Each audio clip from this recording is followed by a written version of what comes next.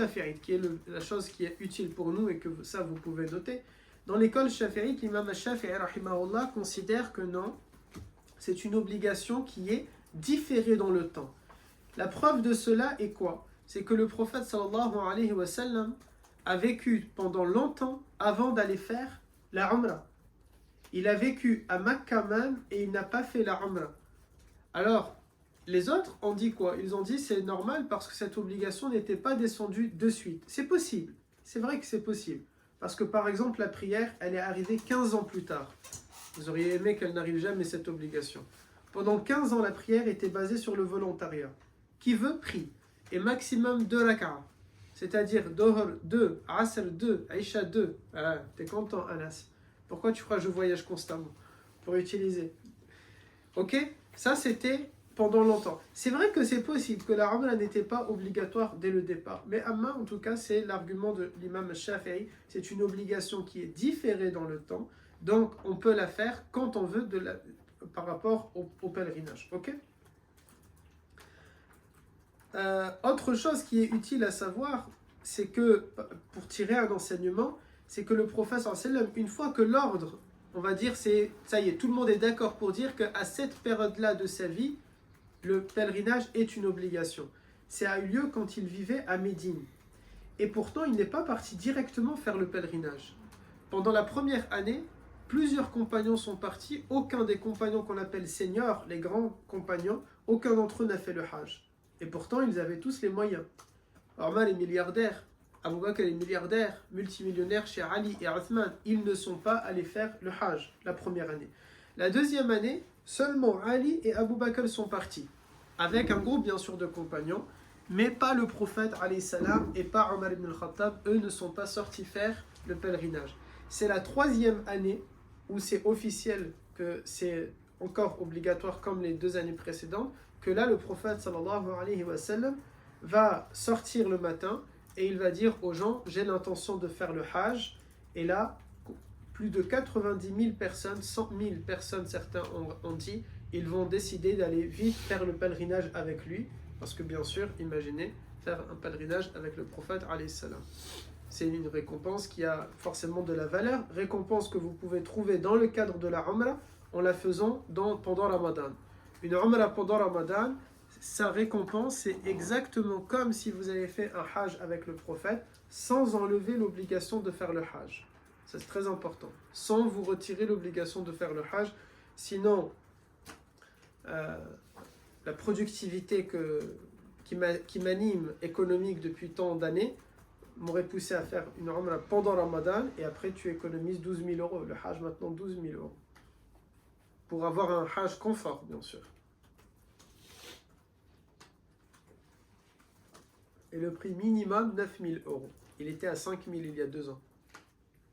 Elias Mali, il avait les sourcils comme s'il comptait le payer cette année et que ça lui a fait un trou. Est-ce que vous avez des questions? Est-ce que ça va la matière?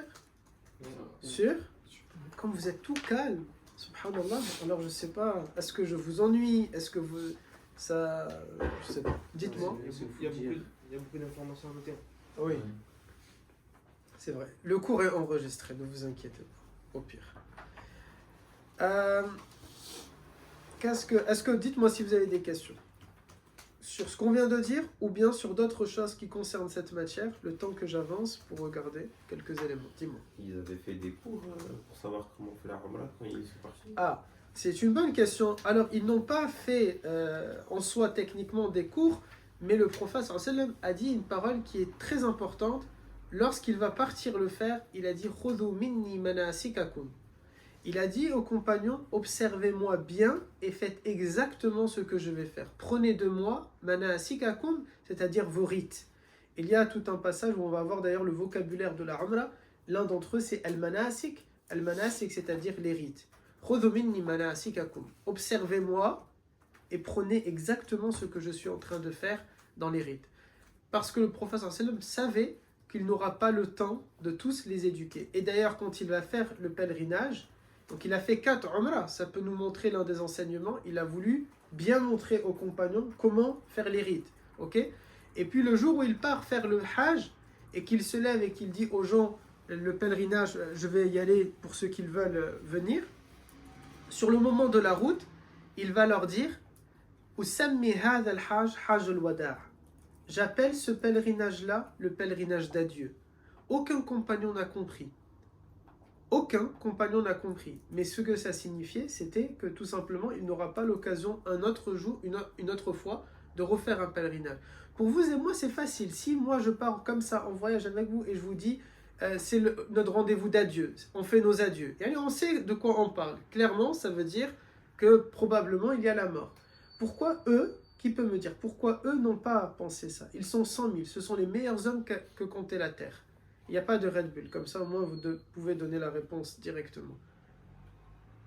Subhanallah, ils sont les plus éclairés, les plus intelligents, les meilleurs. Même le bédouin parmi eux qui n'a jamais pris la parole devant le prophète, qui n'a jamais resté plus de quelques secondes avec le prophète. Peut-être Nabi alayhi salam, il ne connaît même pas son prénom. Et c'est ce bédouin-là, il ne sait pas bien faire la prière, il ne sait pas bien faire Rasoul, il ne sait pas bien faire ceci. Eh bien lui, il est meilleur que toi et moi. Pourquoi? Parce qu'il est compagnon. Pourquoi? Et alors, lui, on va se dire, peut-être c'est normal qu'il n'a pas compris. Al-Arab, à l'époque des compagnons, c'était vraiment, chez les Marocains, on parle kalkhin. C'était des gens qui n'étaient pas très doués, ok? Ils étaient naturels. Pour eux, ils ne se cassent pas la tête avec des formalités, avec des protocoles. C'était d'ailleurs eux qui avaient le moins de bonnes manières devant le prophète, alayhi salam, parce qu'ils se passaient de tout protocole, vous voyez? Ils pouvaient lui parler comme il parle à un pote, en oubliant qu'il s'agit du messager. Alors pourquoi aucun, parmi aussi les seniors, ceux qui sont les plus éveillés, ils n'ont pas compris? Tout simplement parce qu'aucun d'entre eux n'a jamais imaginé un seul instant que le prophète un jour va mourir. Il est le centre de leur vie. L'islam est né avec lui, c'est-à-dire l'islam, en tout cas, le dernier message est né avec lui. Pour eux, c'est juste impensable. Nous allons mourir, mais lui, il va rester. Nous, on va partir et lui, il va être là. Mais pas l'inverse.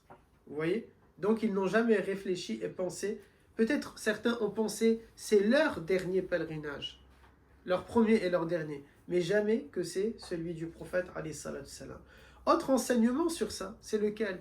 C'est qu'on voit Abu Bakr radiallahu anhu, il a fait le pèlerinage dans l'an 2 et il a refait avec le prophète. Ceux qui sont en train de nous dire ça sert à rien de faire plusieurs pèlerinages, ils ne comprennent rien. Ceux qui sont en train de vous dire ça sert à rien de faire plusieurs umrah, ils ne comprennent rien. Le prophète a fait 4 umrah. Abu Bakr a fait 2 pèlerinages. Ok? Omar ibn al-Khattab a fait à minima 2 pèlerinages. Un avec le prophète et un beaucoup plus tard lorsqu'il aura atteint la vieillesse. Et ainsi de suite, on peut en citer plein qui sont de cette façon-là.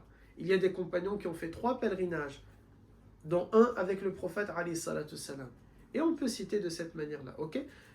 Alors, vous allez me dire peut-être, oui, mais le pardon de tous les péchés, il n'est valable qu'une fois. Mais garçon, le pardon de tous les péchés, on peut le faire avec plein de manières. C'est pas que pour le pèlerinage. On ne va pas au pèlerinage simplement dans l'idée d'avoir tous nos péchés pardonnés. Vous voulez faire ça, il y a salat as-sabbih. Vous voulez faire ça, faites taouba. Et vous économisez 12 000 euros. Mais pourquoi on doit y aller? Parce que c'est une obligation, tout simplement. On n'est pas obligé d'y aller pour avoir nos péchés pardonnés. Ça n'aurait aucun sens, ok? On est obligé d'y aller. Et accessoirement, si le hajj est valable, ok? À ce moment-là, il y a, oui, le pardon des péchés. Ce qu'on appelle un hajj mabrour. Le prophète, alayhi salatu salam, a dit un hajj mabrour, il n'a d'autre récompense que le paradis. C'est-à-dire un hajj mabrour, c'est un hajj durant lequel la personne, elle n'a commis aucun péché. Et wallahi, c'est facile de commettre des péchés là-bas.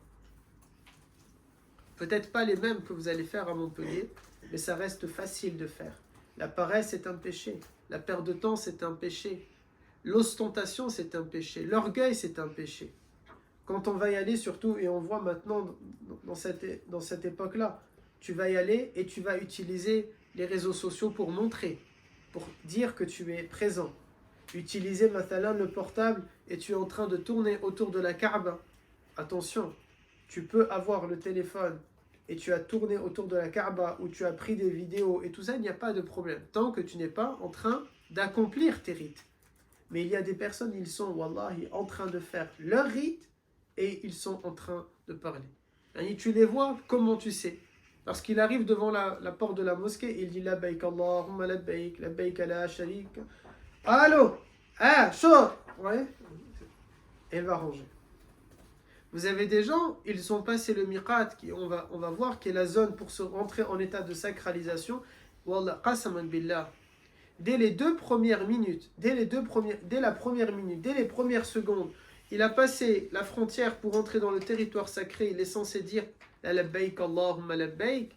Et la seule chose qu'il trouve à faire, c'est de poser sa tête sur sa femme et qu'elle pose sa tête sur lui et ils se tiennent la main. Alors, il n'y a plus de odo, il n'y a plus rien du tout ici. Vous voyez?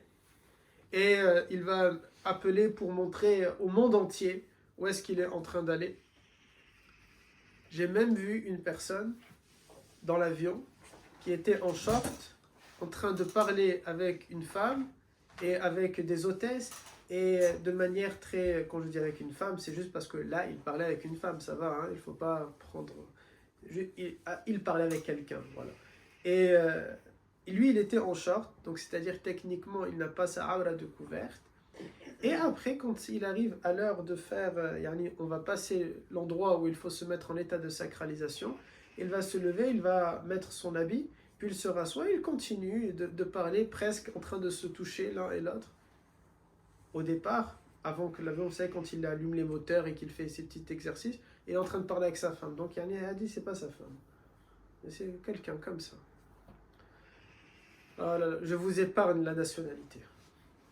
Mais vous l'avez... Oui, c'est exactement ça à quoi vous pensez. C'est exactement ça.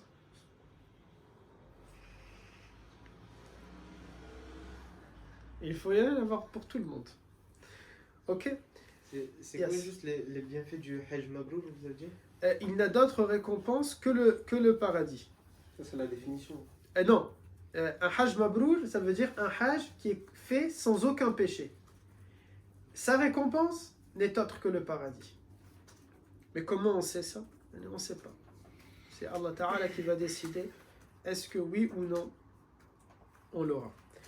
Alors, la suite maintenant, on va parler un peu de l'histoire de la Kaaba.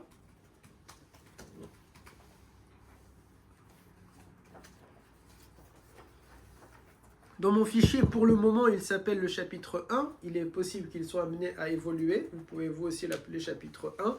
L'histoire de la Kaaba. Dans ce chapitre, il y a plusieurs titres. Et le premier d'entre eux, c'est la construction. Qui a construit la Kaaba, mes garçons?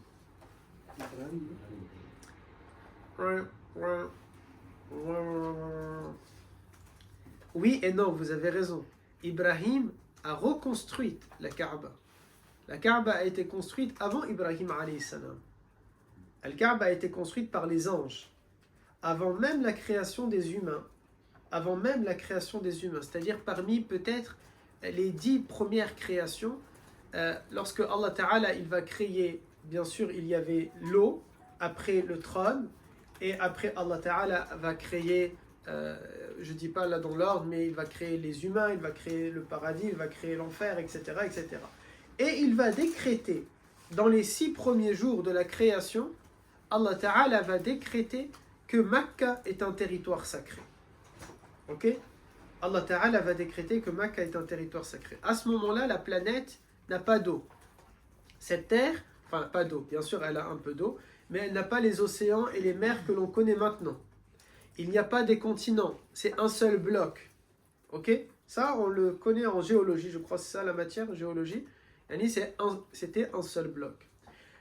Les anges descendent sur terre et ils vont construire le premier temple qui est voué à l'adoration pour les gens, pour adorer bien sûr Allah Ta'ala. Allah Ta'ala va y placer le premier temple à travers les anges qui vont être une cause, un sabab, et qu'ils vont construire. Quand est-ce qu'elle a été détruite, du coup? Parce que la Kaaba a été construite et détruite au moins 5 fois. Vous savez, si demain elle est détruite, les gens ils vont dire quoi? La fin du monde, n'est-ce pas? C'est sûr et certain qu'on va entendre parler, alors il va falloir faire un travail de psychologie. Je vais devoir partir dans ma famille, calmez-vous, ça va, ça va. Alors tu vas trouver des personnes, ils vont crier c'est la fin du monde, mais ils ne vont penser ni à couvrir leur aura, ni à aller faire tauba, ni à faire leur prière, ni à ouvrir un mushaf et lire le Coran. Là, simplement crier et faire un TikTok, c'est la fin du monde. Si c'est vraiment la fin du monde, tu es mal barré. Vous voyez? Elle a été détruite et reconstruite 5 fois. Donc peut-être elle va encore être détruite, c'est possible. Tout va bien.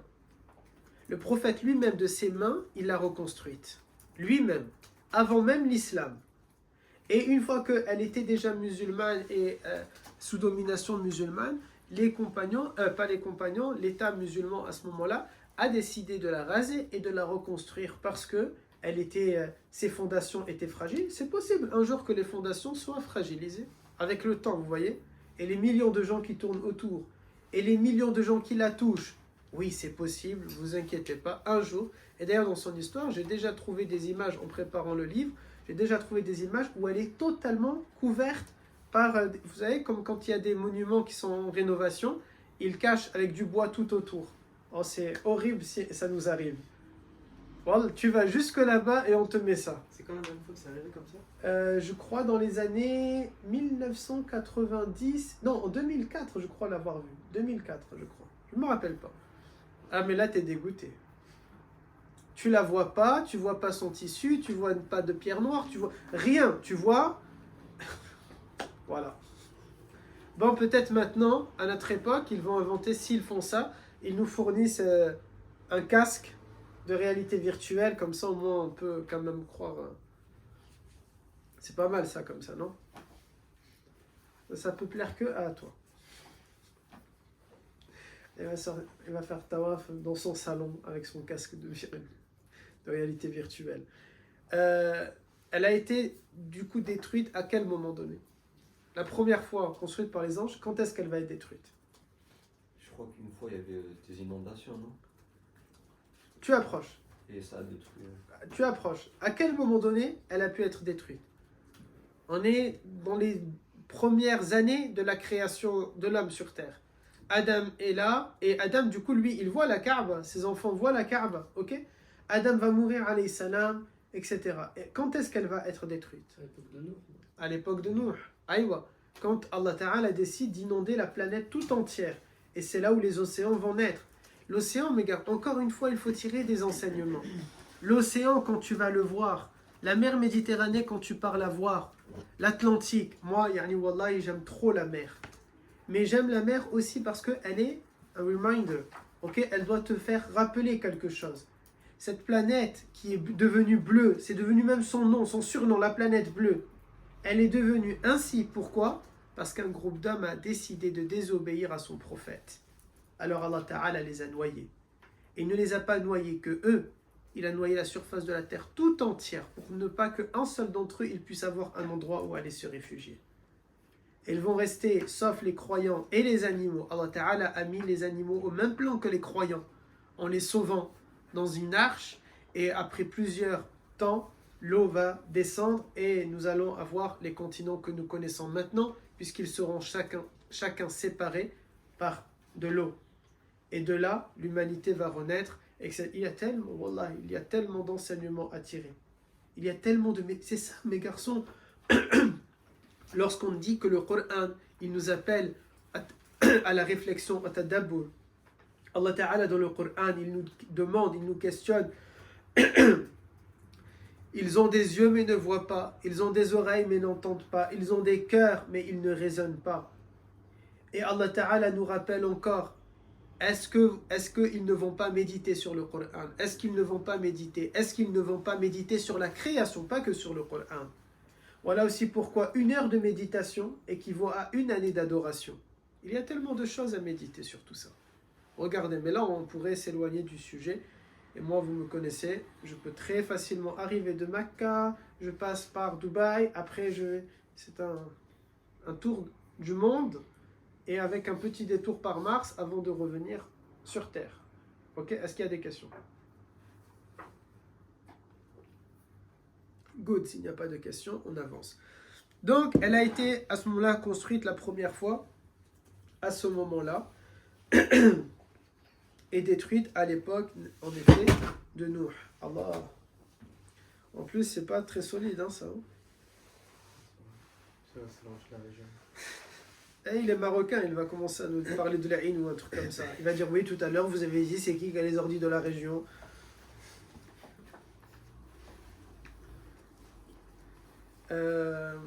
Alors, tac.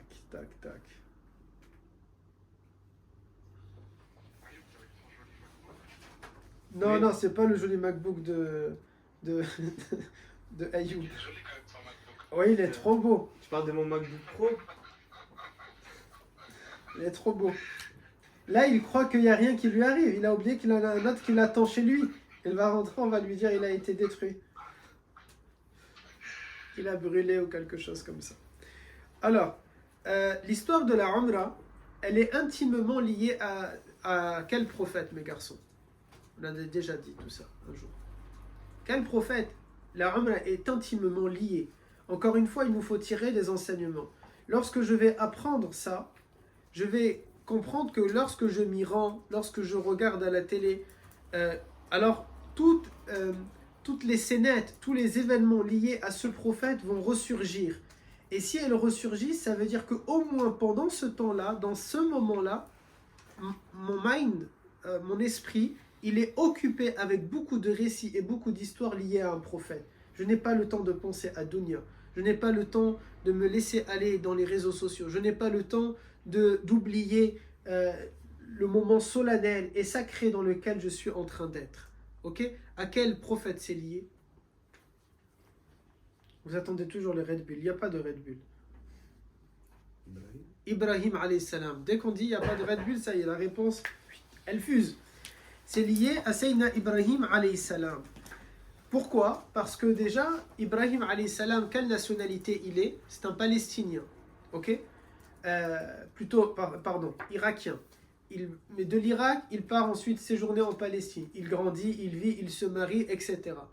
Et puis, beaucoup plus tard, lorsqu'il se marie avec Hajar, qui est une égyptienne, une arabe, et il aura Ismaïl alayhi salam, Allah Ta'ala lui demande de se rendre de la Palestine jusqu'à Mecca, dans lequel il n'y a rien à ce moment-là. La Kaaba a été détruite. Ok? Et de laisser Hajar, notre mère, avec Ismaïl dans ce lieu-là et de partir. Et on sait, et on l'a vu dans la voie prophétique, dans le livre que vous avez étudié, sauf la future 3e G, qu'à ce moment-là, il va les laisser et il va se retourner et il va s'en aller. Et lorsque Hajar, elle lui dit « Pourquoi tu nous as laissés là? Est-ce que ça vient de Allah ?» Il ne répond pas. Là, il y a aussi un enseignement. Toujours, mes garçons, lisez la sira, lisez les histoires des prophètes, regardez un verset, toujours tirer un enseignement. Il faut tirer un enseignement. Allah Ta'ala dit par rapport au Coran, Allahumma salli alayka ya Sayyidi ya Rasulallah. Allah Ta'ala s'adressant aux compagnons, il dit Qur'anun arabiyyan la'allakum ta'aqilun. Voilà un Coran dans une langue arabe claire, de manière à ce que vous réfléchissez. Pour vous et moi, alhamdulillah, certes, on récite ce verset toujours en disant Qur'anan arabiyyan, mais pour toi et moi, c'est un Coran qui est en anglais, en français et dans plein de langues, de manière aussi à ce que l'on puisse réfléchir. Ok? Ça, c'est quelque chose qui est très important. Allah Ta'ala ne leur a pas révélé un Coran dans une langue morte, dans une langue étrangère, dans une langue qu'ils ne vont pas saisir et comprendre. Là, Qur'anan arabiyyan. Ok? Un Coran qui est dans une langue qui était très claire pour eux de manière à ce qu'ils réfléchissent. Et c'est pour ça qu'il faut tirer des enseignements. L'enseignement, lorsque Ibrahim ne répond pas à Hajar, c'est pour ne pas qu'il va peut-être, lui, il pense. Si je lui dis oui, c'est Allah, imaginez, c'est tellement dur. Oui, Allah Azza wa Jalla m'a demandé de t'envoyer à des centaines de kilomètres, des milliers de kilomètres de là où toi et moi on vivait, dans un désert où il n'y a pas une seule âme, et je vais te laisser là. Et je m'en vais. C'est dur. Lui, il est prophète. Il voit Jibril, il voit les anges. Vous voyez? Et il a été enfant jeté dans un feu, et Allah Ta'ala a dit Ya naran kuni bardan wa salaman li Ibrahim. Au feu soit une fraîcheur et une paix pour Ibrahim. Il était jeune, et ça lui est arrivé. Il peut avancer tête baissée. Allah Ta'ala lui dit fais, il va faire sans aucun problème, vous voyez? Mais son épouse, ça va être quelque chose de différent. Et ça nous apprend quelque chose. Il y a des gens, surtout dans le côté extrémiste de notre religion, ils aiment dire « Ouais, c'est comme ça, Dieu il a dit !» Et hop, c'est très dur, c'est très rude. Là, non, c'est pas de cette manière-là.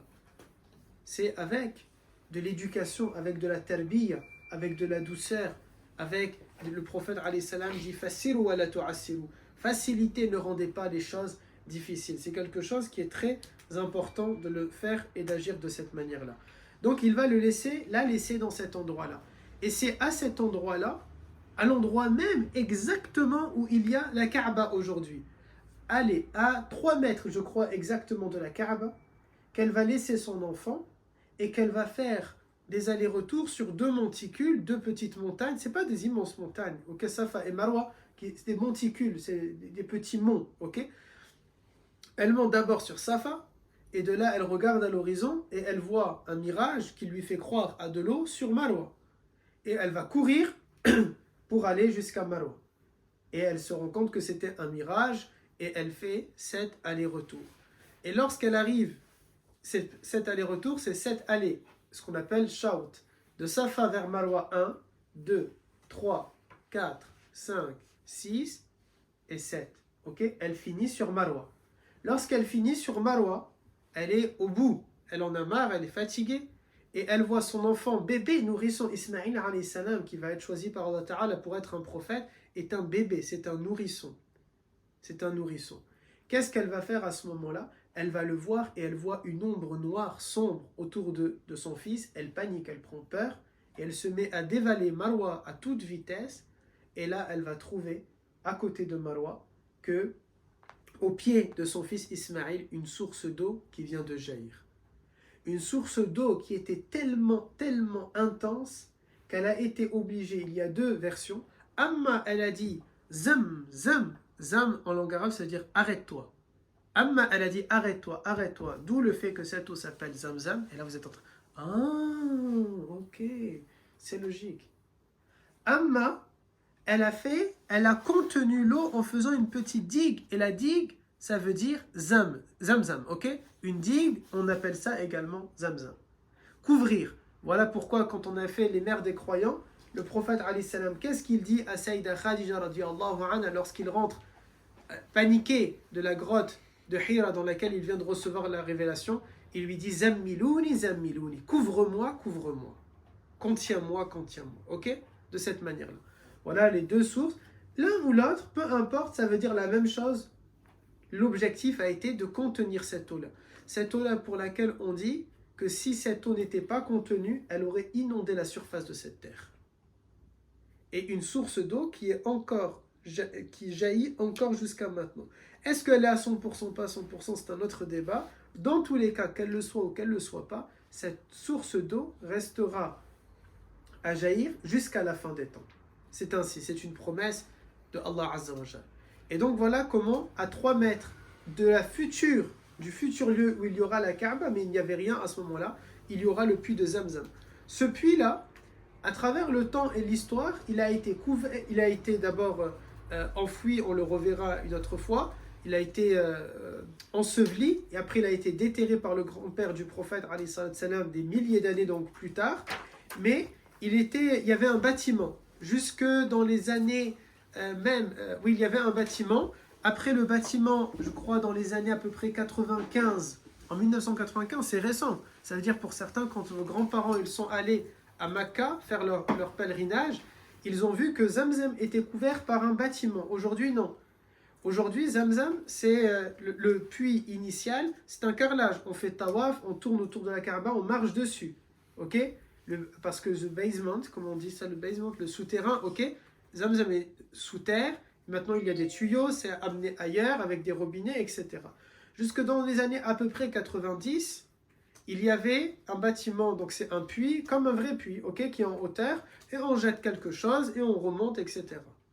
Ensuite, à partir de 90, on crée, donc imaginez c'est là, ok. Bien sûr, hein, en 90, il y avait la Kaaba, juste on ne l'a pas encore vu dans notre cours. Là, la Kaaba, et là, il y a le puits. À peu près dans les années 90, on va créer un petit sous-sol ici comme ça qui va descendre. Le tawaf se fait ici en tournant Et ici, il y a des escaliers qui descendent en bas pour aller boire de l'eau de Zamzam. Ok? Mais le problème, en 2000, c'est là où je t'ai dit, il y avait une façade, je crois que c'est 2003-2004, ils ont arrêté ça, ils l'ont recouvert de cette manière-là, et les tuyaux de Zamzam vont sortir ailleurs par des vrais robinets. Pourquoi? Qui peut me dire? Parce qu'il y a eu beaucoup de blessés. Non, pour deux raisons. Une qui est logique et une qui est dégueulasse. Pas dégueulasse de leur part. Heureusement qu'ils ont fait ça. C'était dégueulasse. Les gens ils coulaient leur bouche au tuyau. Pire. Oui, Ça, je sais pas. Les gens, ils urinaient là-bas. Ah ouais. Oui. C'était très connu. Les gens, quand ils partaient là-bas, ils disaient, ils voyaient plein de gens qui faisaient pipi à l'intérieur. C'est dégueulasse. Oui. Être humain. C'est là où vous devez comprendre. La galère, elle a commencé déjà en 2000. Qui est né en 2000 ici? Après 2000. Voilà. Voilà. Tous. Même Ahmed et toi. Parce que je suis sûr dans les papiers, c'est faux. Vous n'êtes pas... Ahmed, c'est 99 aussi, non? C'est 92.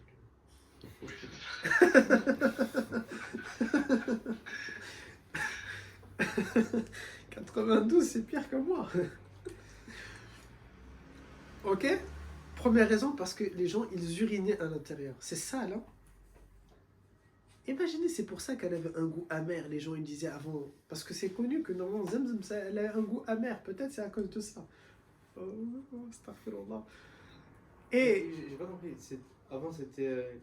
Comment ils si, urinaient il y avait dedans, des bassins c'est une aussi. fontaine. Non, il y avait des bassins. Pour que ce soit plus simple, avant c'était un puits, après c'est comme un bassin, tu trempes, etc. Et certains, comme dans la sunna, tu peux te mettre de l'eau sur toi ou te la passer sur toi. Donc c'était permis que les gens puissent entrer dans le bassin. Mais à ce Il y avait moment-là, des gens qui buvaient, des gens qui se baignaient à l'intérieur. tu n'étais pas censé te baigner justement. Tu étais censé juste te mettre de l'eau et en sortir. Oui. Et les gens, ils urinaient dedans. Mais comment ils urinent? C'est pas possible. j'ai l'impression. Comment ils urinent?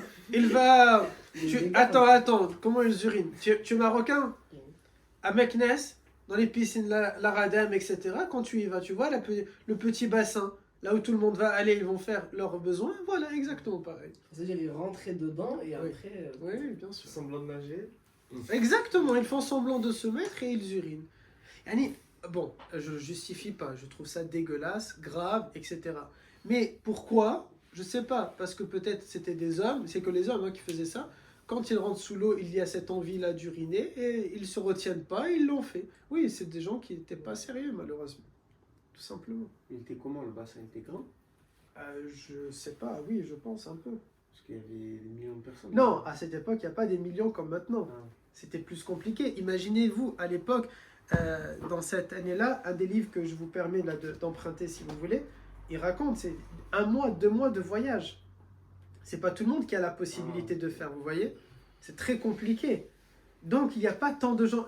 Même, je vais vous dire, et je vous montrerai des photos, les voitures pouvaient se garer juste en face de la Kaaba. Tellement il n'y avait pas beaucoup de monde. Et très peu de voitures, vous voyez? Et il y a la Kaaba, c'est ce mur là-bas, et la voiture, elle peut se stationner ici. Il se stationne, il descend, il fait tawaf, il remonte dans sa voiture. Vous voyez? Safa et Marwa, c'était une allée, il y avait des commerces à droite et à gauche. Ok? À gauche, j'ai dit. À droite et à gauche, il y a des commerces. C'était une allée commerçante, une galerie marchande. De la même épaisseur que la galerie à Carrefour quand tu vas aller. Vous voyez? La même chose. C'était comme ça. Juste, il n'y a pas le carrelage, etc. C'était pas encore moderne de la même manière. Donc ça, c'est lié, on a dit, à l'histoire de Ibrahim alayhi salam. Déjà, premièrement, regardez, parce que l'eau de Zamzam. Et l'eau de Zamzam qui fait partie de nos rites lorsque l'on fait la Umrah. Ce n'est pas une obligation, mais ça fait partie des actes qui vont être sunnah que de boire de l'eau de Zamzam. Safa et Marwa, les 7 allers-retours que l'on fait quand on fait la Umrah et le Hajj. À ce moment-là, c'est, vous voyez, lié à Hajar qui a fait ces 7 allers-retours.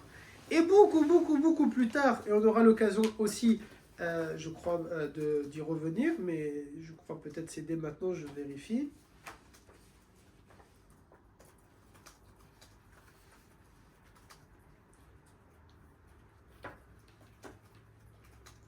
Ah ouais, non, c'est dès maintenant, on va pouvoir le dire. Et puis un jour, Ibrahim alayhi salam, il rend visite à son fils qui est devenu, masha'Allah, un jeune adolescent beau. ok, peut-être d'une quinzaine d'années ou plus, qui est un jeune homme et qui est un prophète qui ne sait pas encore qu'il sera un prophète, qui est Sayyidina Ismaïl alayhi salam.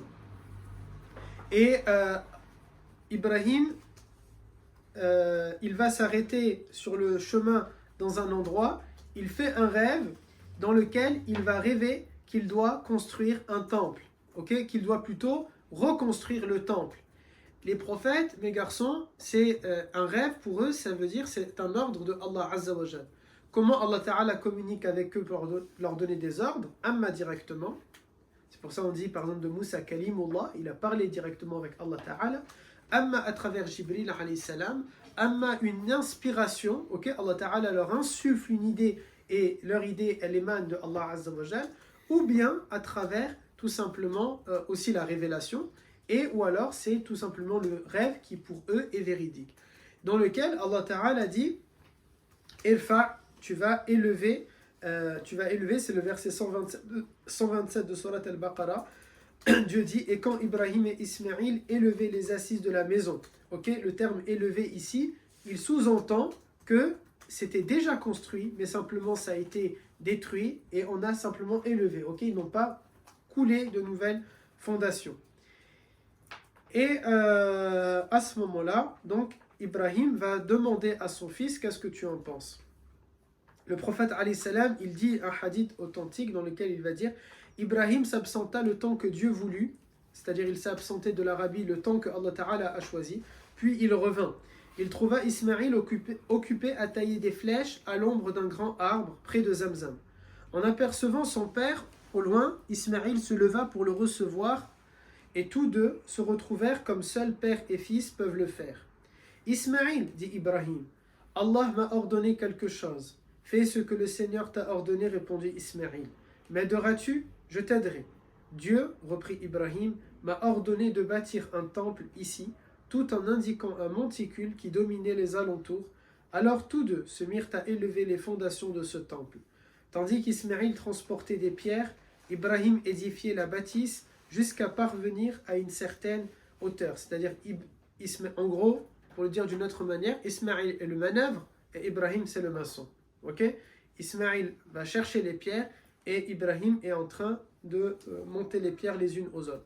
Alors Ismaïl apporta cette pierre sur laquelle son père monta pour continuer à élever la construction avec les pierres. À un moment donné, arrivé à une certaine hauteur, Ibrahim n'arrive pas à continuer à monter, ok? Et donc il a eu besoin d'un échafaudage. C'est vraiment comme du bâtiment ici, ok? Et Ismaïl lui ramène une pierre dans laquelle il va monter. Et cette pierre-là sur laquelle Ibrahim va monter, elle va, par respect pour le prophète qu'il est, comme, comment dire, déjà il faut savoir à cette époque, la prosternation devant quelqu'un, c'est comme une salutation, comme à l'époque de Adam. La pierre ici, lorsqu'elle voit un prophète qui est sur moi, par respect, c'est comme si elle s'affaisse, vous voyez? D'où le fait que les pieds, c'est pas parce que c'est Walker Texas Ranger, ok? C'est simplement parce que, par respect, elle s'affaisse. Et donc, puisqu'elle s'affaisse, elle prend la forme de ses pieds, ok? Elle va prendre la forme de ses pieds. Et c'est resté jusqu'à maintenant. Et c'est ce qu'on appelle Maqam Ibrahim, la station de Ibrahim. Le lieu où Ibrahim est resté debout, ok?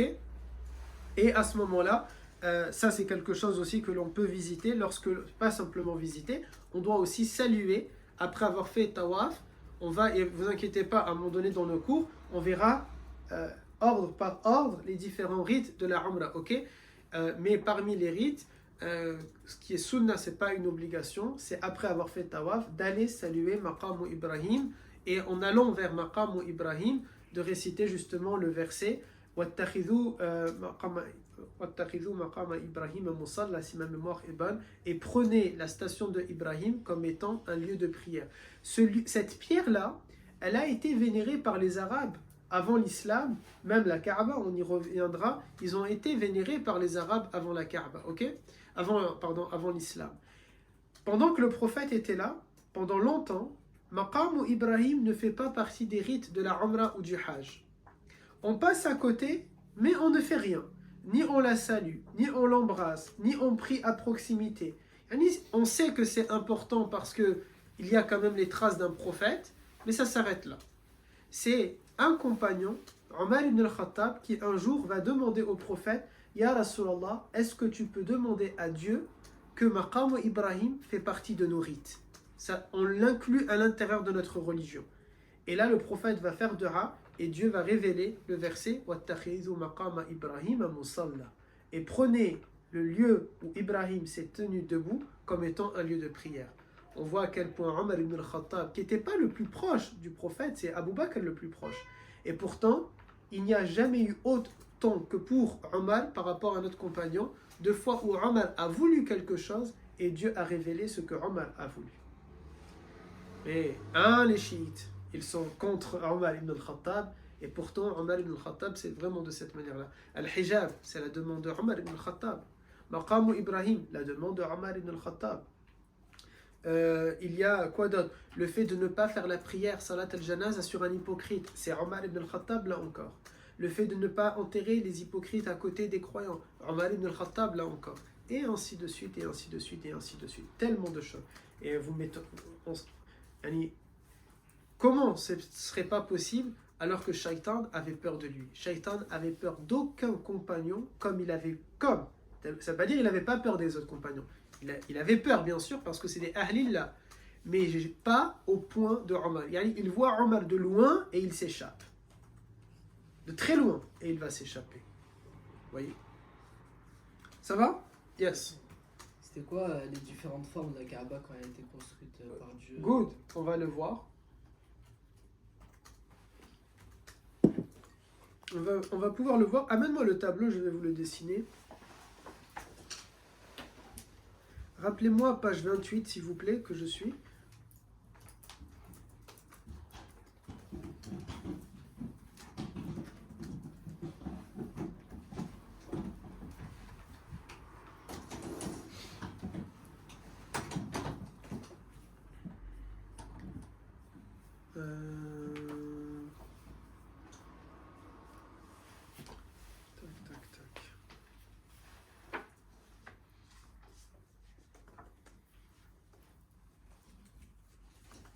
Dites-moi si vous avez des questions pendant ce temps.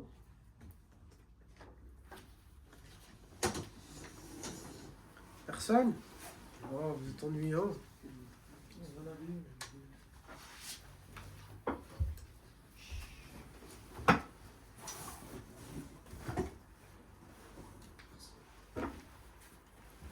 Le temps que juste que je retrouve.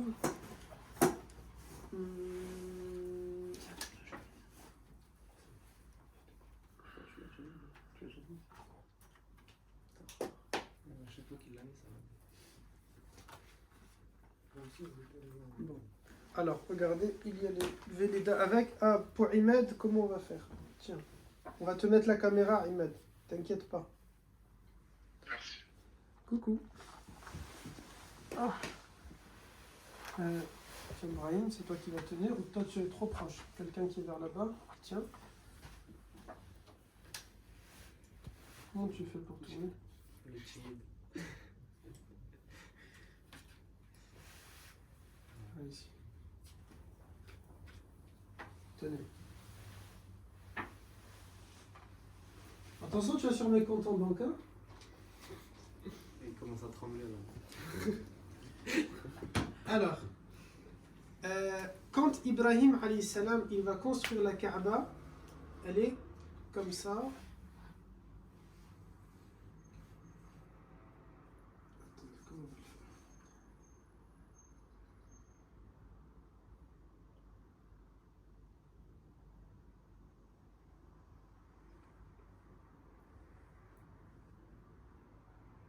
Ça c'est l'arrière, hein, ok.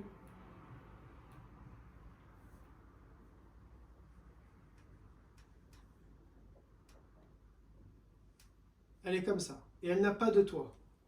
Ok? Et elle n'a pas de toit. Et elle avait également deux portes.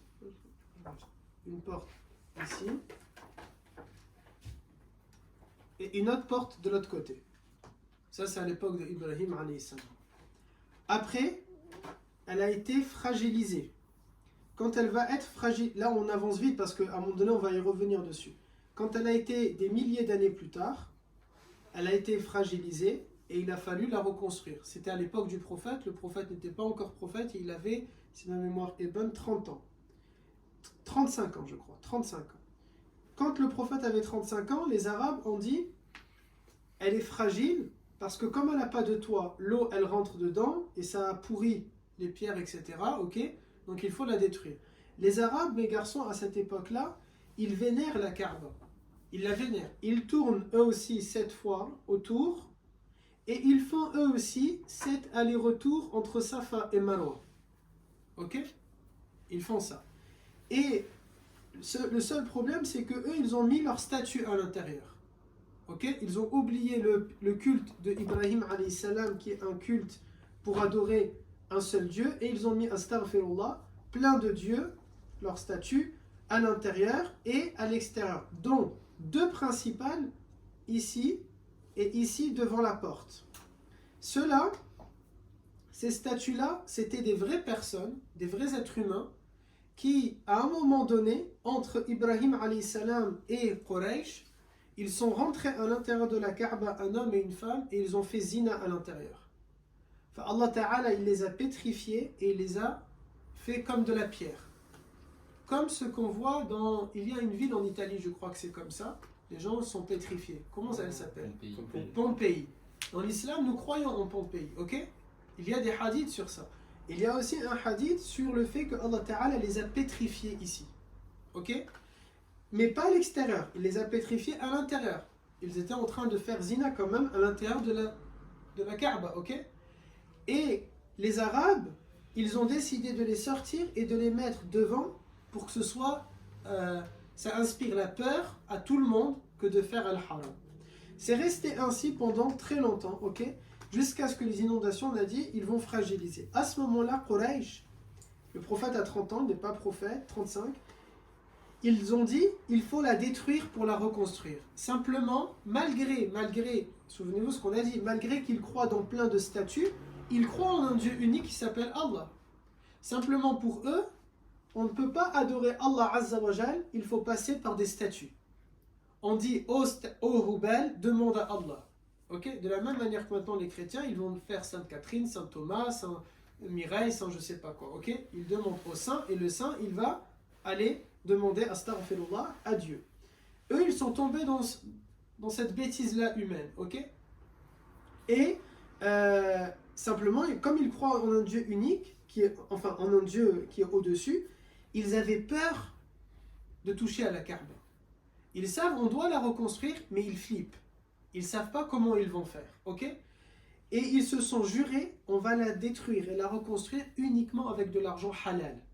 À leur époque, l'argent halal, ça veut dire on n'a pas volé cet argent, il n'est pas issu de la prostitution et il n'est pas issu de l'alcool. Ils vont rassembler cet argent. Eux, c'était des buveurs d'alcool, ok? Ils n'avaient pas de problème avec ça. La prostitution, c'était normal pour eux. Ils n'avaient pas de problème avec ça.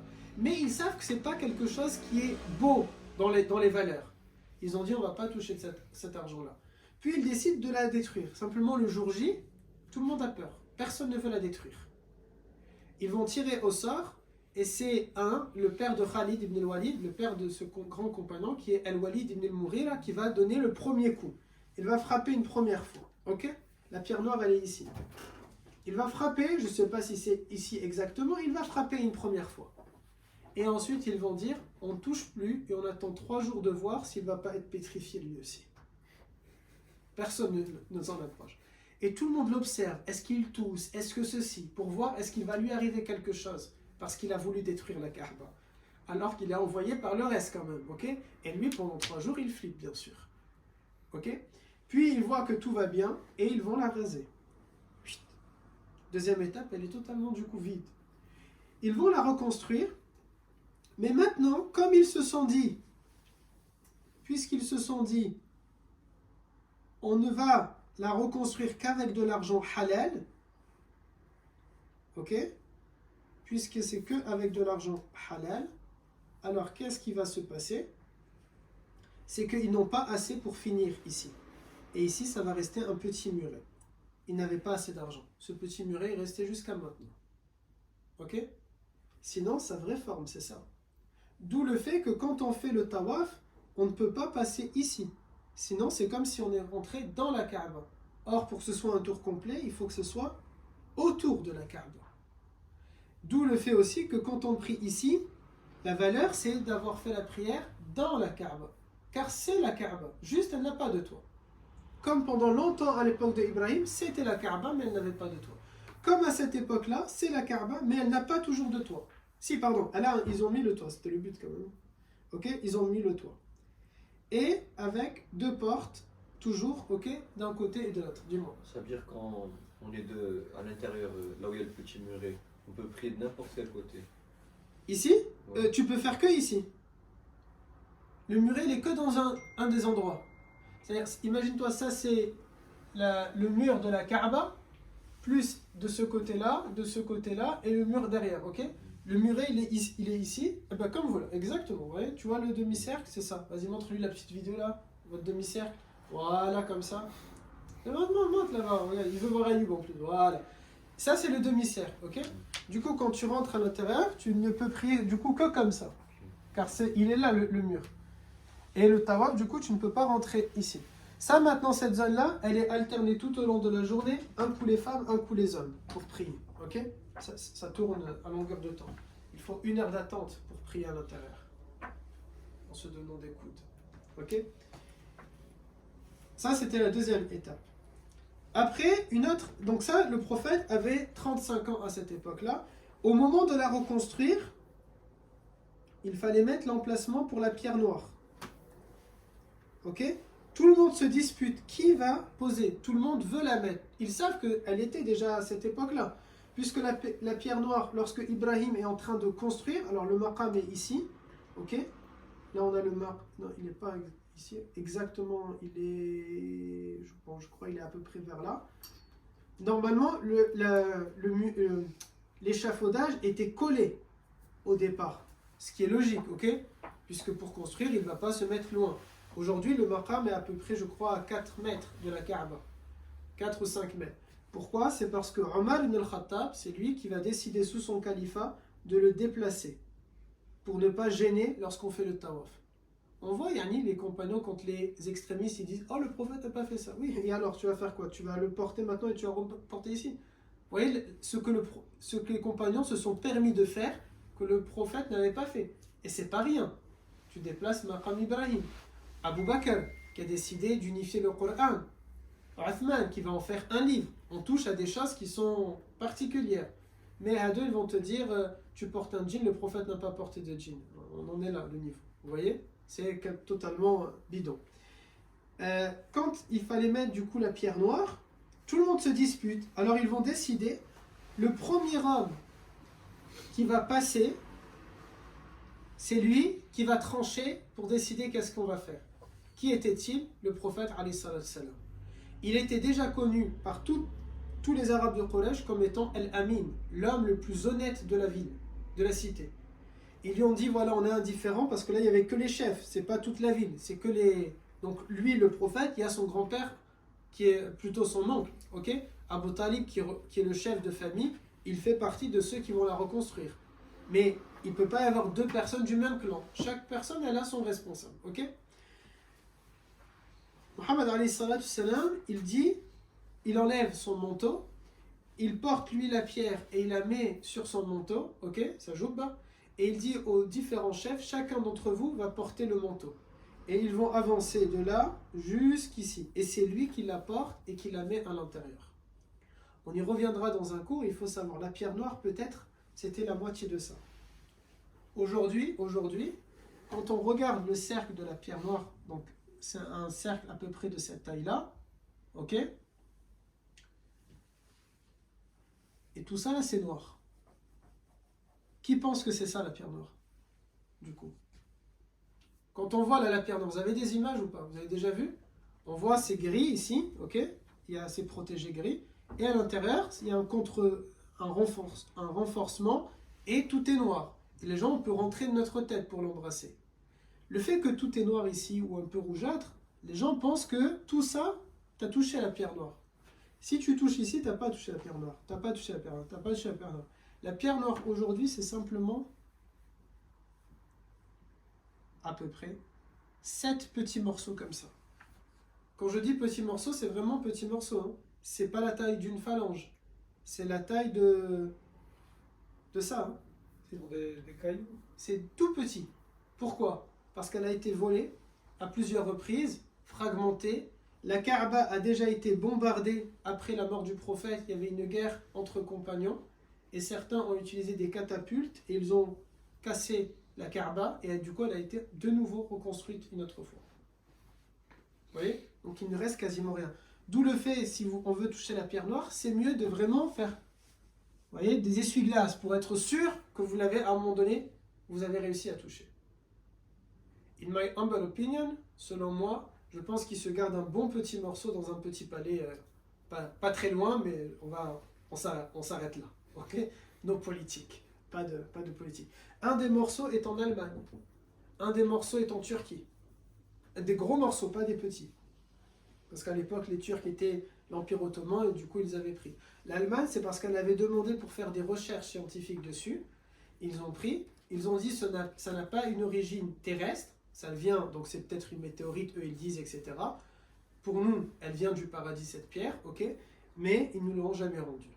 Ok, ils l'ont gardée. Et on peut toujours la Non, trouver, dans leurs archives, dans des trucs comme ça. Pour moi, s'ils gardent, c'est qu'ils savent que c'est quelque chose. Sinon, ils rendent, vous voyez. Et le fait qu'ils gardent, il se grille tout seul. Vous vous grillez dans le fait que ça doit avoir une... Voilà. Ils ont dû trop regarder Superman, ils pensent que c'est de la... Comment on appelle ça? Kryptonite. Ah, ouais, de la kryptonite. Ah, ouais. Oh mon Dieu. Ensuite, ça c'était donc à l'époque du prophète alayhi salam.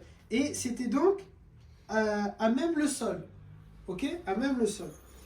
Il y avait toujours deux portes. Ok? Il y avait toujours les deux portes. Ensuite, à l'époque, je ne me rappelle pas de quel calife, elle va être reconstruite. Donc oui, c'est ça, c'est après qu'il y ait eu la guerre, de celle que je vous ai dit, elle a été détruite à cause des catapultes. On va supprimer une des portes et on va en garder qu'une seule. Ensuite, encore plus tard, on va la surélever. D'où le fait que maintenant, la porte, elle n'est pas accessible. Ok? On peut toucher à peine avec le bout des doigts et encore, il faut vraiment être grand pour y arriver. Ok? Voilà les différentes étapes de sa construction et reconstruction. Do you have any question? Le prophète, alayhi salam, un jour, il a dit à Sayyida Aïcha, on l'a vu dans les mers des croyants, si vous vous rappelez de ce hadith, il a dit à Aïcha, après que l'islam soit rentré totalement à Mecca, un peu avant sa mort, il a dit, oh Aïcha, si je n'avais pas eu peur pour ton peuple, parce qu'il vient juste, c'est encore récent le fait qu'il soit rentré dans l'islam, j'aurais fini la construction de la Kaaba comme elle était du temps de Ibrahim. Mais le prophète a eu peur qu'après, tout le monde va s'amuser à vouloir changer et rechanger. Et d'ailleurs, pendant ces temps-là, après le prophète, elle a été reconstruite à plusieurs reprises, ok encore, 3 fois il me semble, jusqu'à ce qu'il y ait eu un consensus des savants pour dire que maintenant c'est haram de la toucher, sauf si, bien sûr, il y a un vrai besoin. Parce que sinon, chacun va y apporter sa petite touche. Imaginez avec le prince qu'il y a maintenant, il va, je sais pas, il va la faire avec un S comme ça, vous voyez. Du coup, là, c'est plus possible de la remettre à l'époque d'Ibrahim. Non, non. Sinon, on ouvre une... Qui sait? Lorsque Isa alayhi salam va revenir sur terre, peut-être lui, il aura le droit, c'est un prophète. Imaginez, peut-être lui, il va la remettre de cette forme-là. Mais ce que je dis là, c'est pas un hadith ni rien du tout, ok? C'est ce que Isa va le mettre, ça c'est I don't know. Dis-moi, mon grand. Pourquoi la Turquie, ils n'ont pas rendu le morceau de pierre noire? Parce qu'il faut savoir que l'Empire ottoman, lorsqu'il avait la gouvernance, ensuite il a perdu la gouvernance, pas vis-à-vis de gens qui étaient forcément légitimes. Ils ont fait un coup d'État, du coup il ne va pas leur rendre. Ils vont pas, tu vois. Pour eux, à l'époque, ça reste un pouvoir qui est illégitime, qui a pris le contrôle de la région. Aujourd'hui, ils le reconnaissent parce que voilà, c'est les Nations Unies, etc. Mais au fond, il y a cette amertume. Vous nous avez pris quelque chose qui nous appartenait. C'est intéressant le cours? Alhamdulillah. Dis-moi. Elle était comment quand Adam il est venu sur Terre? Elle était pareille? On ne sait pas. Ah, On ne sait pas. Probablement qu'elle était sous la forme de Ibrahim. Parce que pour le coup, si Ibrahim, Dieu lui a demandé d'élever la bâtisse, c'est que probablement elle était exactement pareille. Probablement. Les deux portes qu'il y avait, les Arabes de Quraysh avaient l'habitude de de rentrer par une porte et de sortir par une autre. Ok? Et le prophète, alayhi salatu salam, quand il avait l'habitude de rentrer dans la Kaaba pour prier, il priait là où au niveau de la deuxième porte qu'il y avait. Ok? Cette porte-là, aujourd'hui, n'existe plus. Mais, et c'est dans l'un des cours que l'on fera, on va voir exactement le plan de la Kaaba commencer. On sait c'est quelle face, et du coup, on peut prier, nous aussi, de l'autre côté, ok, proche de l'endroit où le prophète priait lorsqu'il était à l'intérieur de la Kaaba. Le but de cette matière, justement, c'est aussi de vous donner pas mal de petits tips de cette façon. Ok? Dites-moi bien sûr si vous avez d'autres questions. N'hésitez pas, s'il vous plaît, mes garçons. Non? C'est quelle page que je vous ai dit que j'étais?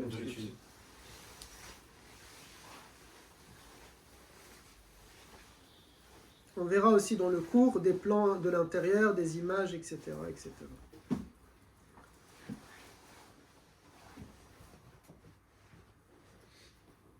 Alors, lorsque Ibrahim alayhi salam et Ismaïl sont en train de construire la Kaaba, tout en la construisant, Ibrahim alayhi salam, il va faire dua. Il va dire, et Allah Ta'ala nous le dit dans le verset 129 de Surat Al-Baqarah, que je vais vous lire.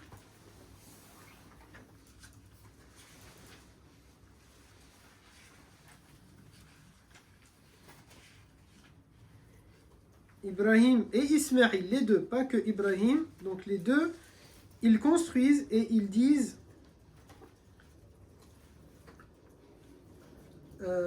Rabbana, ça commence avant normalement. Allah Ta'ala dit وَإِذْ يَرْفَعُ إِبْرَاهِيمُ الْقَوَاعِدَ مِنَ الْبَيْتِ وَإِسْمَاعِيلُ رَبَّنَا تَقَبَّلْ مِنَّا إِنَّكَ أَنْتَ السَّمِيعُ الْعَلِيمُ. Allah Ta'ala dit, et pendant que Ibrahim et Ismaïl élevaient les assises de la Kaaba, ils disaient, Seigneur, daigne accepter de nous cet ouvrage, tu es l'audient, tu es l'omniscient. Ça nous enseigne aussi quelque chose.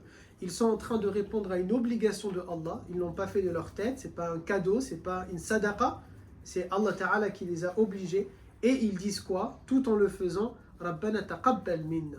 Ya Allah, accepte. Ça nous enseigne à nous.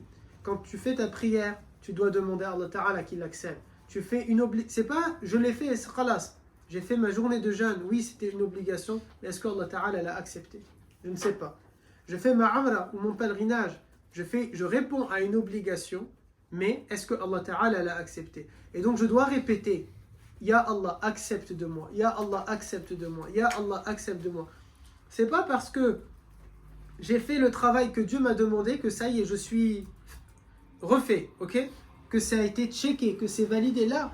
C'est possible que tu as répondu oui à l'obligation, mais ta réponse, elle n'a pas été acceptée par Allah Azza wa Jal. Puis ils disent Rabbana waj'alna muslimayni laka wa min dhurriyyatina. Seigneur, fais de nous des croyants entièrement soumis à ta volonté. Là aussi, il y a un enseignement. Ce sont deux hommes de Dieu, deux ahlillah, deux prophètes. Et qu'est-ce qu'ils disent? Ya Allah, fais de nous des croyants qui sont soumis à toi. Ils n'ont jamais pris pour acquis. Vous savez, le prophète, alayhi salatu salam, quand il va partir à un moment donné pour faire Allahumma salli alayka ya sayyidi ya Rasulallah, c'était pour aller vers Makkah. Et si ma mémoire est bonne, mais wallah, j'ai un peu oublié, est-ce que c'était pour Fatah Makkah? Non, c'était pour aller défendre la patrie face à des agresseurs qui vont commettre un génocide contre les populations musulmanes du temps du prophète. Le Nabi alayhi salatu salam, il va monter dans son dromadaire avec deux autres compagnons, parce que les musulmans étaient très pauvres à ce moment-là. Ils ont un chameau pour 3 personnes. Ils sont toujours 3. Et il va monter avec Abu Lubaba et avec Ali. Là encore, regardez, il n'est pas avec Abu Bakr ou avec Omar. Il prend Ali et Abu Lubaba avec lui. Et Ali et Abu Lubaba, ils lui disent, Ya Rasulallah, ça ne se fait pas. Prends-toi le dromadaire pour toi tout seul, nous on va marcher. Qu'est-ce qu'il dit le prophète alayhi salam? Il dit deux choses. Il les taquine d'abord, il dit, vous n'êtes pas plus jeune que moi. Or, en réalité, s'ils étaient plus jeunes que lui, surtout Ali. Ali avait au moins 20 ans peut-être d'écart avec le prophète, je ne me rappelle pas. C'est simple, Ali avait, je crois, 12 ans au moment de la révélation. Le prophète avait 40 ans, donc oui, 30 ans, vous voyez. Plus de 20 ans, c'est quasiment sûr d'écart. Mais le prophète, yani, ici, pour le taquiner, il dit, t'es pas plus jeune que moi, yani. Et il dit, et vous n'êtes pas plus fort que moi. Sous-entendu, c'est pas parce que moi je suis dans un âge plus avancé que je suis plus faible que vous. Là, alhamdoulilah, bien sûr, c'est le Nabi, et il a cette force physique qui est incroyable. Où est le portable de... Ah, il est là. Et ensuite, il rajoute une troisième chose qui ressemble à ce que Ibrahim est en train de faire. Il dit, et je ne suis pas plus... c'est pas mot pour mot, mais le traduire en français. Vous n'êtes pas plus dans le besoin de hasanat que je ne le suis. Il s'agit de khayru khalqillah, du meilleur des hommes. Il s'agit de celui pour qui Allah Ta'ala a tout créé de manière à ce qu'on va dire Allahumma salli ala Muhammad wa ala ali Muhammad. Il est celui qui a, dans le paradis, il y a 7 étages. Au 7e étage, il y a al-hujurat, les mezzanines. Et dans la mezzanine encore, il y a un autre endroit, Maqam al-Mahmoud, il est pour lui. Et pourtant, il dit aux compagnons, vous n'êtes pas plus dans le besoin de hasanat que je ne le suis. Imaginez la modestie. C'est incroyable. J'ai mon père, il dit chez moi souvent, moi, je rentre au paradis. Quelle confiance. Mais pas que ça. Combien de gens, ils sont très à l'aise avec ce qu'ils font. Surtout dans la culture marocaine, vous avez souvent entendu « Ana, je suis bien, masha'Allah ». Vous voyez ? « Ana, il n'y a pas ahsan minni ». Il n'y a pas meilleur que moi. Subhanallah. La fois où un prophète a dit « Je suis le meilleur », vous savez c'est qui ? Quand Moussa alayhi salam, et il ne l'a pas dit avec orgueil. Quand on a demandé les élèves de Moussa, ils lui ont dit « Ya Rasulallah, qui est l'homme le plus savant sur terre ?» Et il dit « Ana ». Il dit « Moi ». Mais il y croit, il n'est pas orgueilleux. Pour lui, c'est un prophète. Il est Kalimullah, celui qui a parlé directement avec Allah. Son surnom, Kalimullah. Pas tous les prophètes ont fait ça. La plupart, c'est par l'intermédiaire de Jibril. Lui, il est Kalimullah. Il dit « Moi ». Et là, Allah Ta'ala le rappelle alors « Non, tu n'es pas le plus savant ». Qu'est-ce qu'il fait? Il n'est pas rageux, il n'est pas dégoûté. Il dit quoi? Il est dans le challenge. Je veux être le plus proche de toi. Et je sais que le savoir, c'est ce qui va me rapprocher de toi. Ya Rab, envoie-moi vers cette personne-là, je veux apprendre. Et c'est là où il va aller vers Al-Khidr, mais c'est une autre histoire, vous connaissez, sinon je vais faire le tour de la planète. On revient dans ces versets-là. Ils disent aussi, donc Seigneur, fais de nous des croyants entièrement soumis à ta volonté, et de notre postérité, c'est-à-dire de notre descendance, un peuple également soumis à tes lois. Ils ont fait dua même pour leur descendance. Et ça fait partie des politesses. Quand tu fais dua, tu ne fais pas que pour toi, mais aussi pour ta descendance. Pourquoi aussi il faut faire pour sa descendance? Parce que vous êtes responsable jusqu'à 9 générations de ce qu'ils vont faire. 7 à 9 générations, s'ils vont faire un haram, on va venir te questionner. Qu'est-ce que tu as fait? Alors, Ibrahim, il assure ses arrières. Ya Rab, fais que ma descendance, elle va être soumise à toi. Que notre descendance, elle va être soumise à toi. Un peuple également soumis à tes lois. Fais-nous connaître les rites que nous devons observer. Apprends-nous notre religion de manière à ce qu'on va le faire. Et accepte notre repentir, car tu es le miséricordieux, tu es le clément. Et ils continuent tout en construisant la Kaaba. Qu'est-ce qu'ils disent encore? Ils disent, Ya Rab, envoie-leur un prophète issu de eux-mêmes. Ibrahim, il dit, envoie aux gens qui vont vivre autour de ce temple. Envoie un des leurs comme étant un prophète. Ok? Voilà pourquoi le Nabi alayhi salam, il dit, Ana da'watu abi Ibrahim. Je suis la réponse de la dua de mon père Ibrahim. Car Ibrahim a demandé, Ya Allah, envoie-leur un prophète issu de eux-mêmes qui leur récitera tes versets, leur enseignera l'écriture et la sagesse, les purifiera de leurs fausses croyances. Tu es en vérité le puissant et le sage. C'est la mission de Muhammad sallallahu alayhi wa sallam. Ce qu'il y a de beau aussi, c'est que Ibrahim, il ne sait pas que ça doit déjà arriver. C'est un décret de Dieu avant même la création de Ibrahim. Mais on voit ici la conformité. Il est sur la même orbite que la volonté de Dieu. il dit exactement ce que Dieu souhaite. Il dit exactement ce que Dieu est satisfait. Il veut un prophète, Dieu a déjà décidé d'envoyer un prophète. Il veut un prophète qui va les purifier, Dieu a déjà décidé de cette mission-là. Il est donc parfaitement aligné au décret de Allah Azza wa Jal. Ça nous enseigne quelque chose. Est-ce que moi et toi, on est parfaitement, même dans nos invocations, dans ma dua, est-ce que je suis aligné à la volonté de Allah Ta'ala? Est-ce que je suis sur le même plan là? Les gens, ils ne sont pas de cette manière-là. Les gens, ils utilisent Allah Ta'ala, mais pour des fins qui, a'udhu billah, ne sont pas dans le même sens.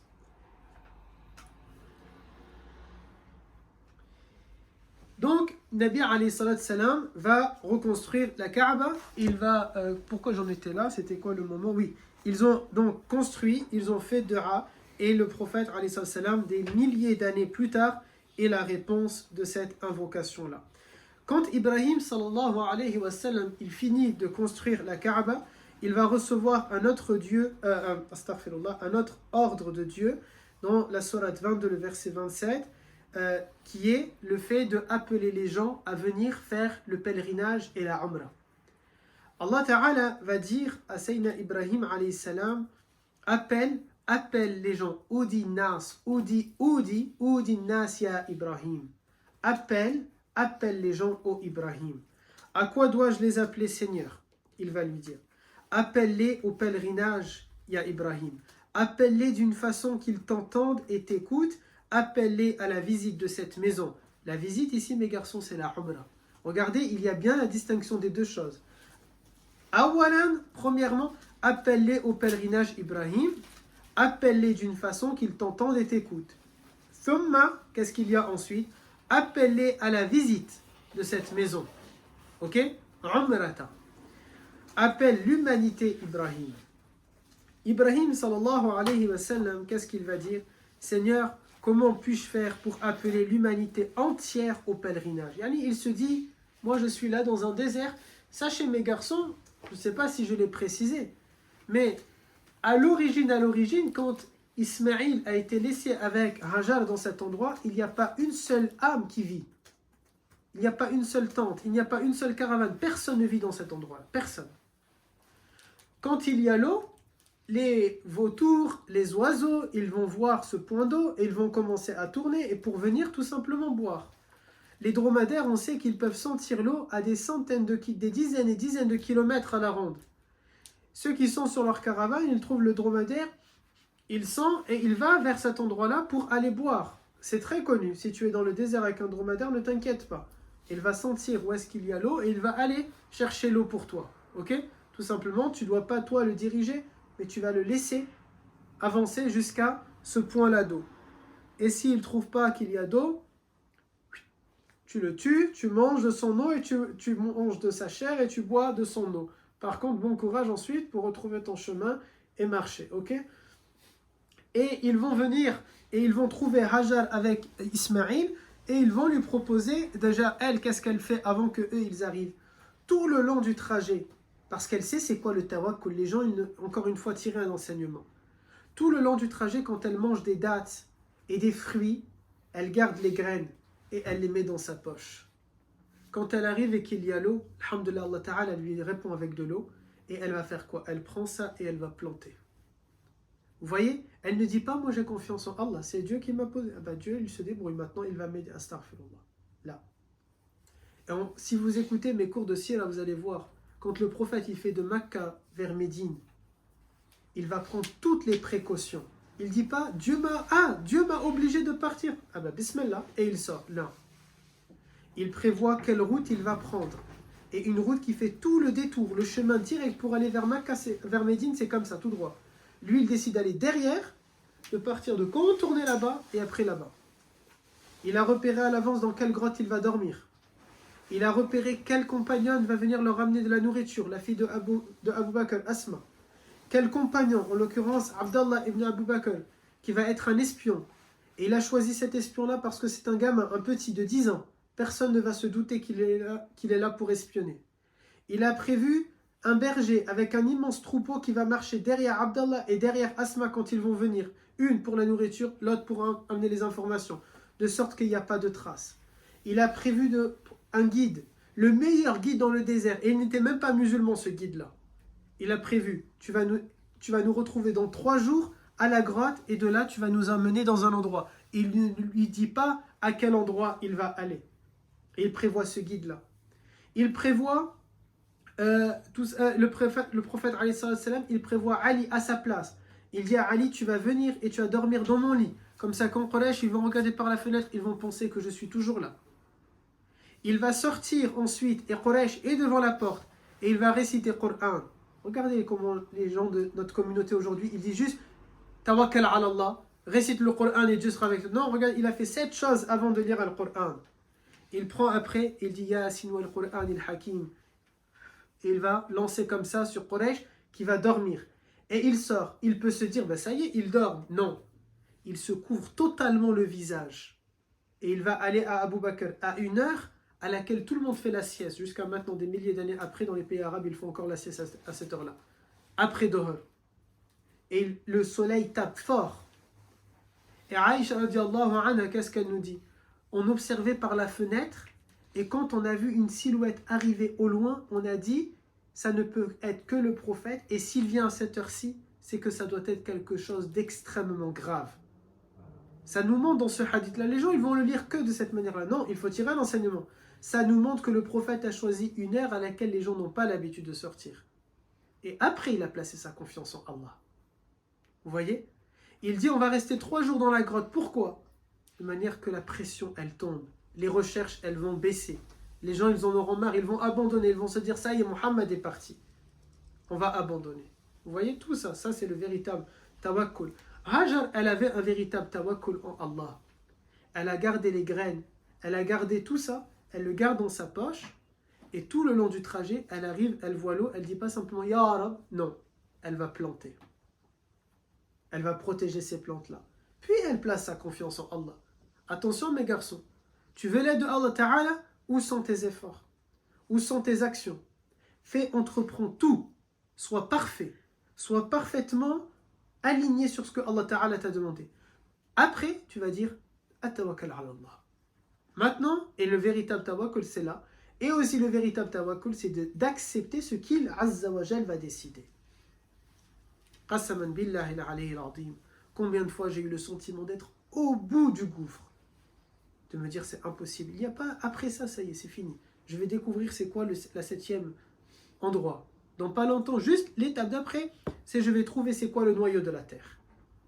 Mais subhanallah, tu vas entreprendre les choses, tu places ta confiance en Allah, et même s'il a décidé, oui, tu vas aller dans ce noyau-là, eh ben, alhamdulillah, c'est pas grave. L'essentiel, c'est quoi? Même si je suis fini, tu es resté dans la ligne droite de ce que Allah Ta'ala t'a demandé. Alhamdulillah. C'est ça que vous devez vous dire. Et il a décidé de te lever la tête, tu vas dire Alhamdulillah. Mais dans les deux cas, il y a Alhamdulillah. Rappelez-vous le hadith qu'on a dit au début, de croire dans le destin, qu'il soit bon ou mauvais. Hajar donc, elle a planté tout ça, et après, il y a une caravane qui arrive, et qui vont lui proposer un deal. Ils vont la voir, elle vient juste de planter, ils vont lui dire tu vas mettre du temps, et nous on cherche de l'eau. Si tu veux, on va s'installer ici avec toi. Et nous, on assure ta protection parce que tu es une femme seule avec ton enfant, un nourrisson. On assure ta protection et on te donne les vivres que nous avons.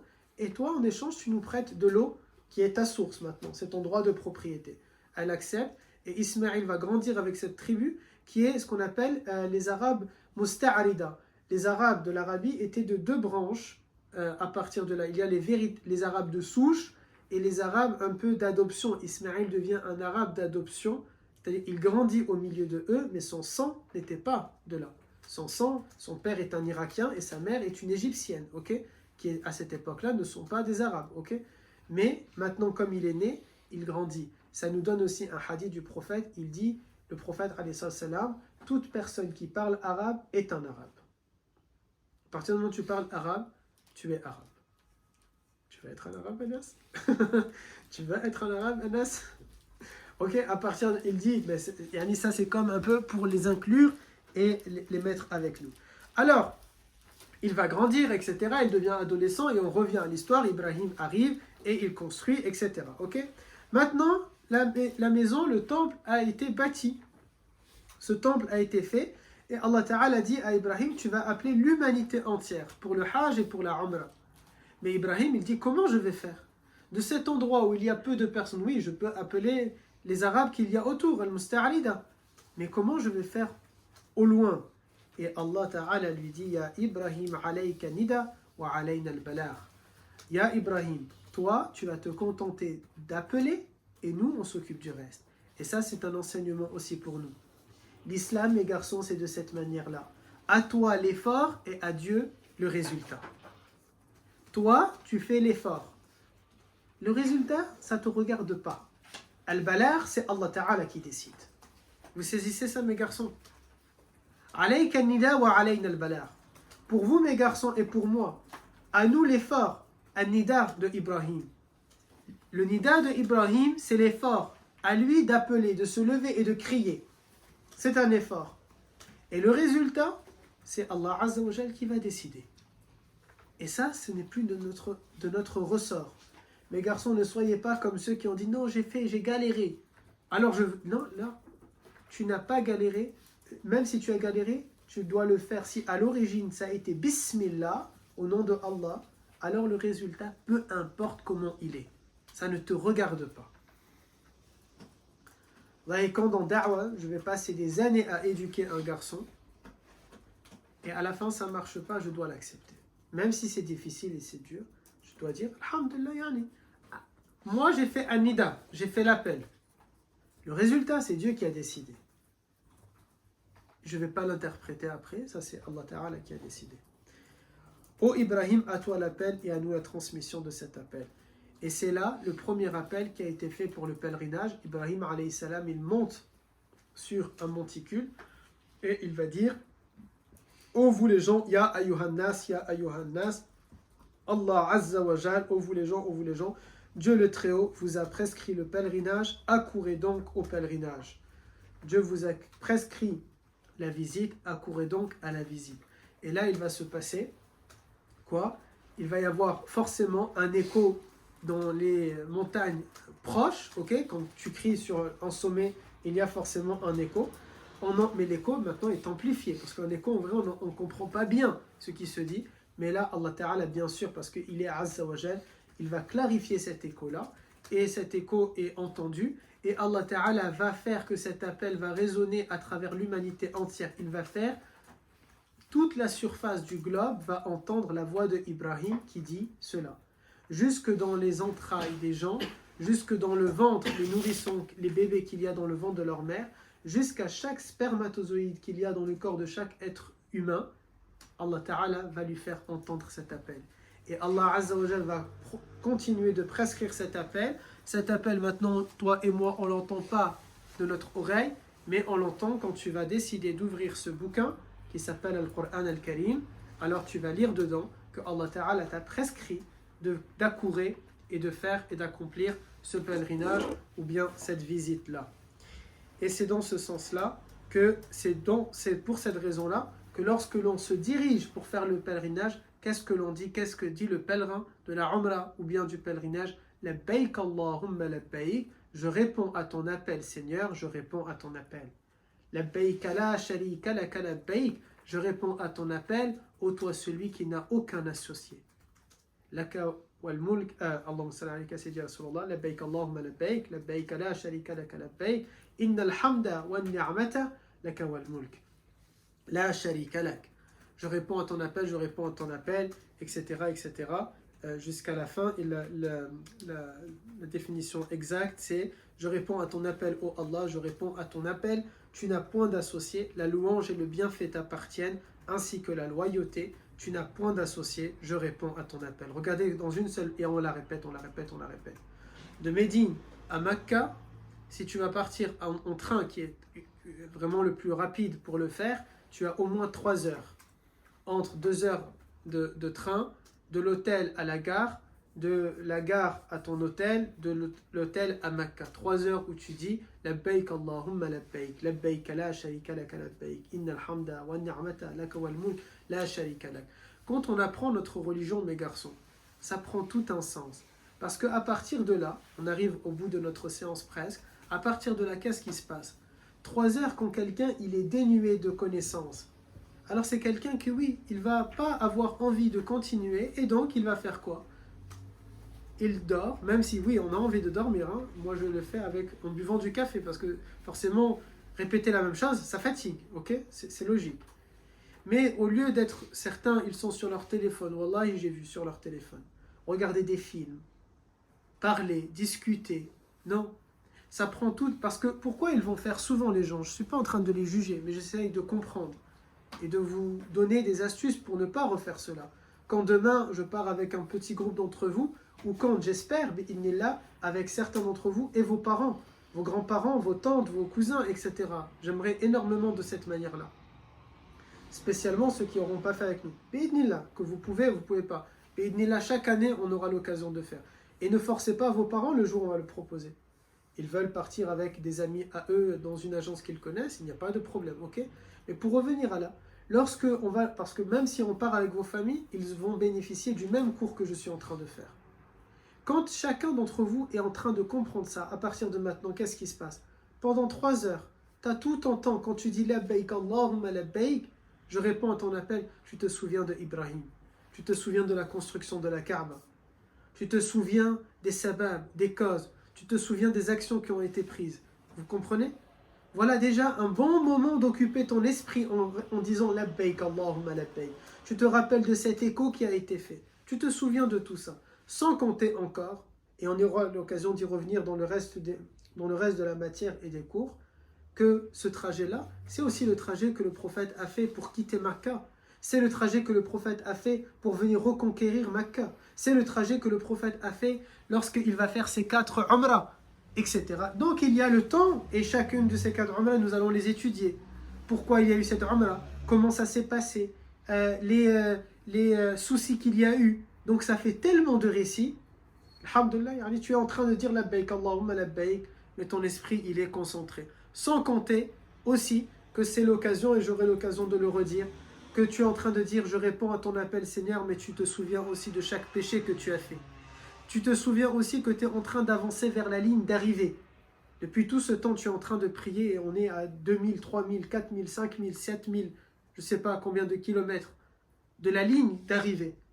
Mais je réponds à ton Seigneur, je réponds à ton appel Seigneur, je réponds à ton appel Seigneur, et tu es en train de réduire le nombre de kilomètres qui te séparent de cette ligne.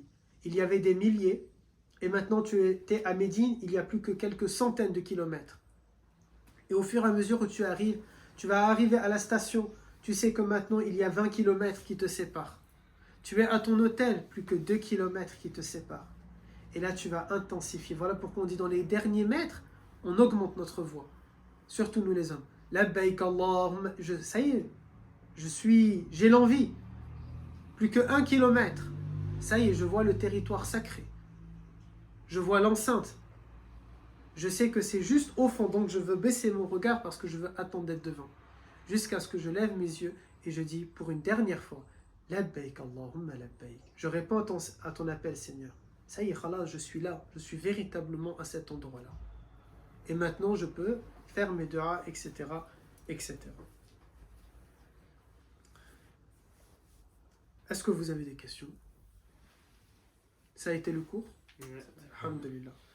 Alors, on a fini ce premier chapitre qui est l'histoire de la Kaaba. Alhamdulillah.